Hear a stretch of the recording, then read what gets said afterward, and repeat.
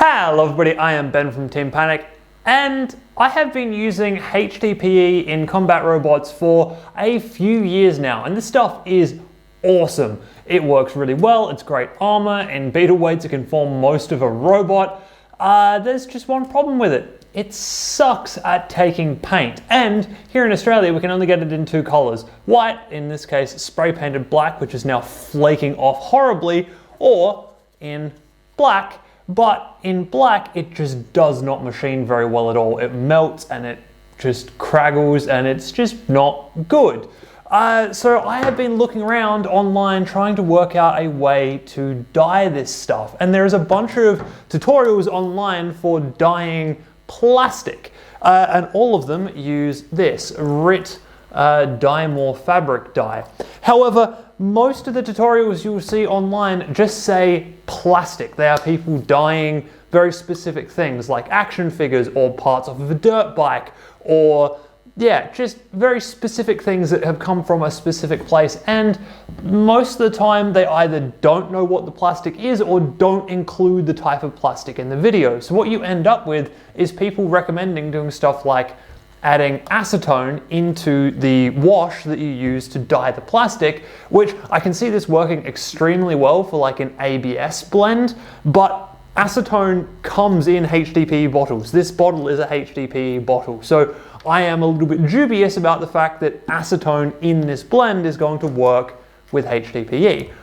But I don't know that. So what we're doing today is we are going to go through and do a bunch of testing with some RIT fabric dye and see what actually works and what gives you a good color and what doesn't give you a good color. If you're following me on Instagram, you'll know that I've been messing around with this for a little bit here. So I did a kind of round of preliminary testing. Most of those results are up on screen, and then I've got a couple of them in my hand at the moment too. So this taught me a few things, or at least it seemed to, because the pieces that I dyed in a hot bath with RIT fabric dye for longer seemed to come out a darker color. However, the tests themselves weren't very accurate or scientific because I didn't measure out my dye or my ratios between my dye and my water, or really the temperature I was running things at. So I don't know all of the variables, and I don't know if any of them actually made any difference or which one made a difference, because it's very clear from the image that some of it is making a difference. I brought these on camera because I wanted to show off the fact that you can see a bit of a difference between the two colorings here, and these were in the same bath, but these pieces were allowed to float because HDPE does float in water on its own. These were allowed to float, and you can see that we got some green coloring on what was the underside of the part and none at all where it was floating up the surface, which is kind of what you expect from this type of thing. So what we're doing today is, rather than trying to dye scrap, which is literally what this is, I have test plugs. All of these are tiny little test plugs with a number and a hole in them. So I've got a number and a hole, and basically what we're going to do is we are going to weigh these down with an M6 bolt. Literally just thread the M6 bolt into the hole and then dunk this whole thing in our vat of dye and water and heat it all up and see how it goes. I've also done 2 of every single plug, every single little test piece, so that we can cut them in half at the end and see how far through the plastic the dye has actually permeated.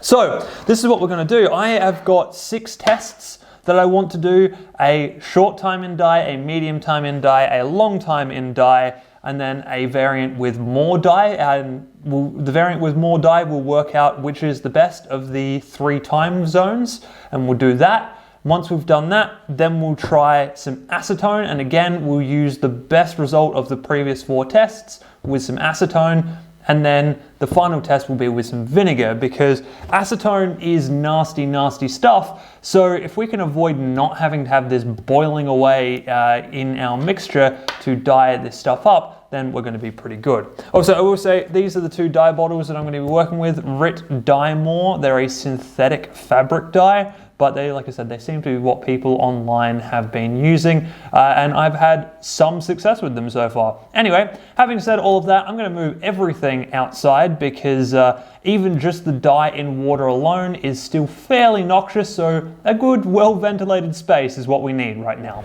All right, so it's time to do 4 experiments at once, actually. We're set up outside so that we've got nice breeze and stuff, and we're not going to get toxic gases and stuff everywhere. I had a look at the manufacturer's recommendation, and for 500 mils of water, which is all I'm going to need for these tiny little pieces, I only need 10 mils of the dye. So what we're going to do in this one is we're going to do 3 tests in here. These are going to be the time-based testing, and then we're going to do the 4th test over here, and the 4th test will be with double the amount of manufacturer's recommended dye, because I realized in the previous test that I did, I was just dashing dye in there, and I definitely use more than 10 mils for 500 grams or 500 mils of water. So this is going to be a fairly simple setup. We're literally just going to take this 500 mils of water, add it into this pot, add in the amount of dye that we need, which is not a lot, give that a quick stir, and once we've done that, we'll add the first 3 tests into here, and then I'm just going to take these out, 1 at half an hour, 1 at an hour, and 1 at 2 hours. Oh wow, yeah, that dye does not need a lot. So with the dye in, we're just going to give that a quick stir. No idea how much we need or how little we need on this. We're going to add in our first 3 test subjects, or our first 6 I should say. That's a 4 and that's a 4. Okay, where's our 1s? There's our 1s. So our 1s are going to be, yep, I'm going to put our 1s down this end and then space the others further back. It looks like this is going to be a pain, and fight me to do this. Actually getting my hands in the dye, or the gloves in the dye anyway. Okay, and with that all done, the next step is to cover all of this over and then crank the heat. And I'm going to throw this is a new hot plate. The last time I did this in a toaster oven. I was setting the toaster oven to about 150 degrees. So I think I'm going to crank this fairly high, probably around a 4 or a 5, I think, on the dial here. Yeah, kind of in the higher end. But this is actually not plugged in right now because I didn't want to have it plugged in while I was working on it. About that much alfoil, I think, should be enough to cover the top.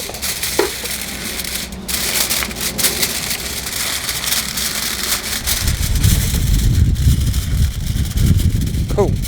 So this will now allow this to get hot enough to boil and still not actually have to, like, we won't have to worry about it going everywhere, hopefully, anyway. All right, that's that done. I'm going to run this experiment now, and I'll also run the extra dye experiment at the same time, and then we'll have a look at all of those. So it is now 2 hours later, and it's time for some results. In my hand I have a completely blank undyed piece as a bit of a comparison point. So this is our comparison point. So our first test up was the 30-minute test, and after the 30-minute test I actually turned down the hot plate because it was boiling a lot more than I expected it to. So it went down from the kind of a 4 on the dial to about a 2.5, 3, somewhere in that range, just to get it kind of bubbling along nicely, and it seemed to work. You can see that there is actually a color change here. It has colored the HDPE quite well, and you can see too though that there is a ring at the top here where the nut was touching the HDPE that has not actually got dyed properly. So that's something to think about. This one was done with a tapered screw, so the bottom itself is totally fine, but the top where that nut was locked down, not so fine. I also did cut one in half so that you can see the edges of it, and this is probably hard to see, so I'll get a photo of it instead and put it on the screen. There is a very small amount of dye depth to this piece. It's only really gone in about half of a millimeter, I would say. It's not great, but it was the shortest test that we ran. So let's take a look at the second test. This is the hour-long test, and you can see that again there is more dye and more depth of dye in the 1 hour test, and in comparison to the first test or the blank slate, it's really dyed. I will say it's got a little discolored though, like it's darker, but it's almost a burnter dark, if that makes sense. It's not a clean, vibrant color. It's more of a, burny type color, but I'll talk more about that in a second. And again, I have a cut in half piece. This time round, we've got maybe a millimeter of penetration into the actual HDPE. It's not a lot, but it does help. Every little bit will help, especially when the thing is going to take damage. And then finally, well, second to last, we have the 2 hour test. And this is what I was talking about with the burn of the color. You can see the difference in vibrancy between these two pieces.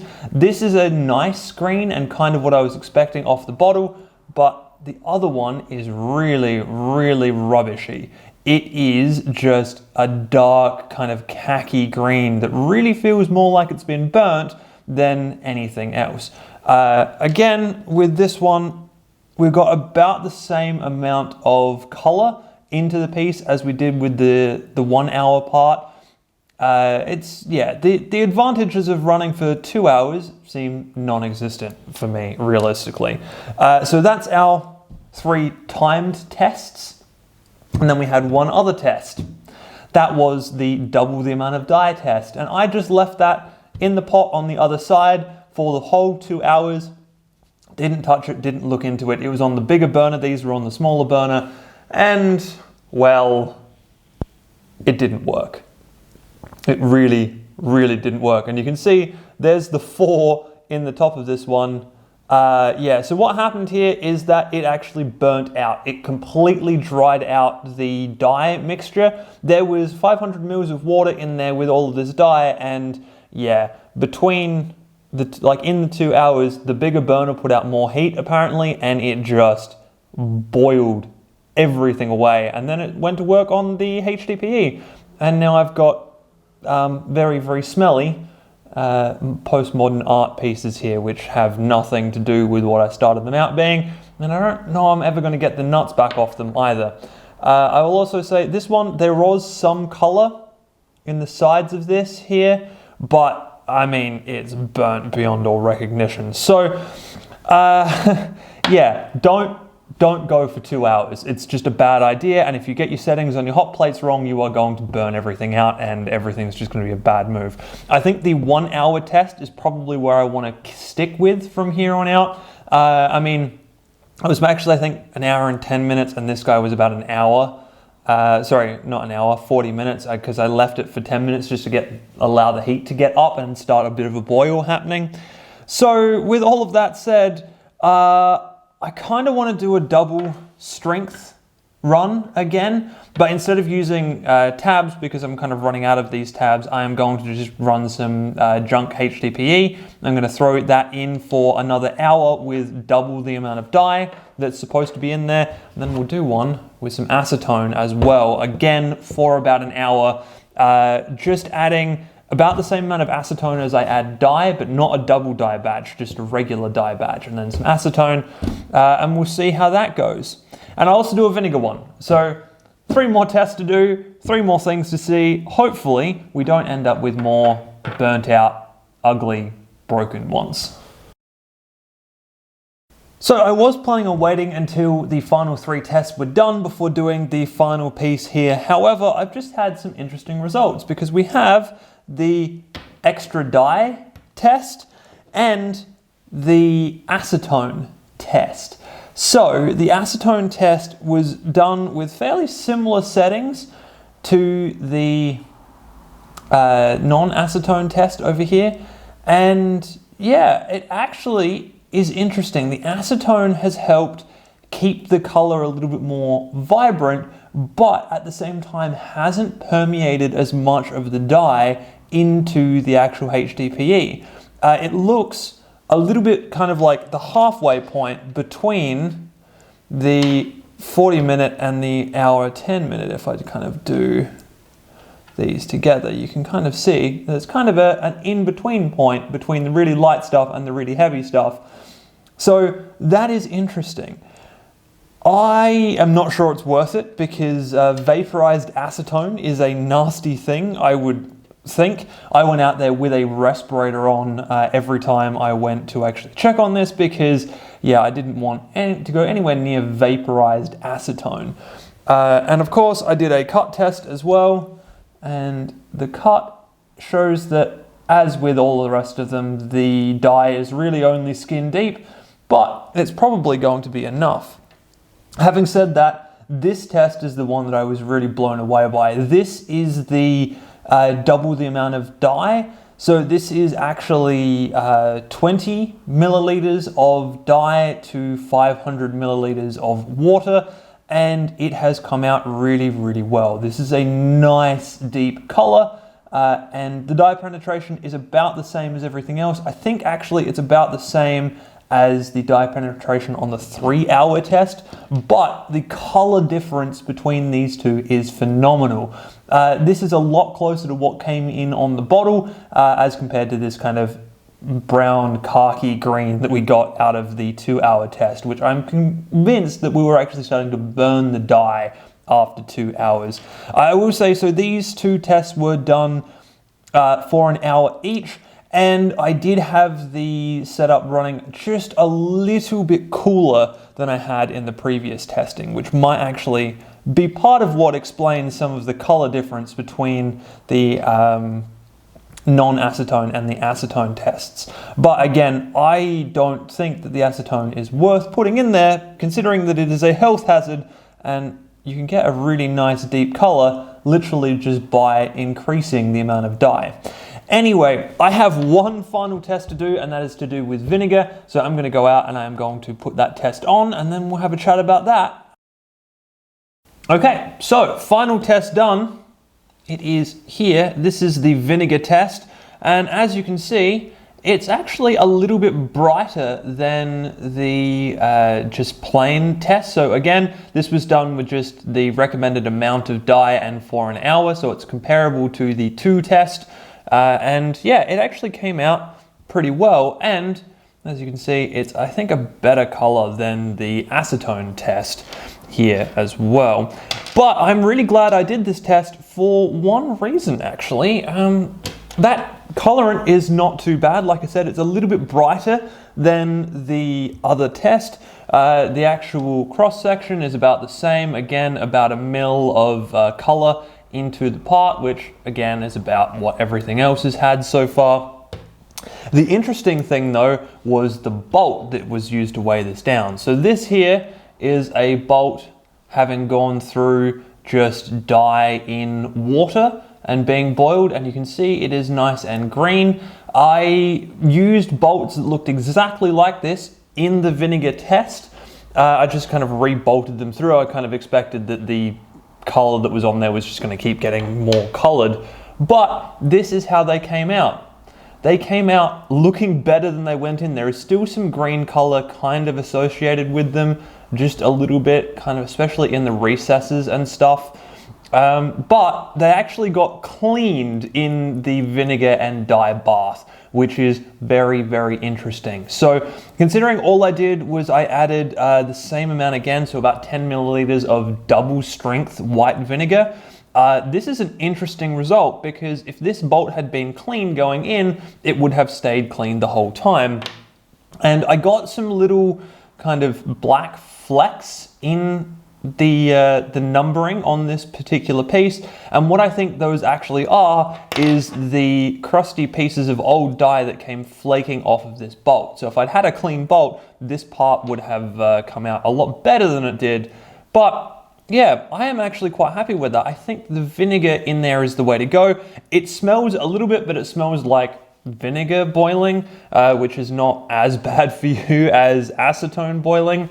I will be doing a tutorial on this in the near future, so don't worry about trying to like copy my methodology here. I'll do a full tutorial video at some point in the future just to kind of, yeah, take everything I've learnt here and put it into a nice short form video that everybody can follow along with and dye their own HDPE. Anyway, that is going to be it for this video. I hope you guys have enjoyed that one, and I will see you in the next one.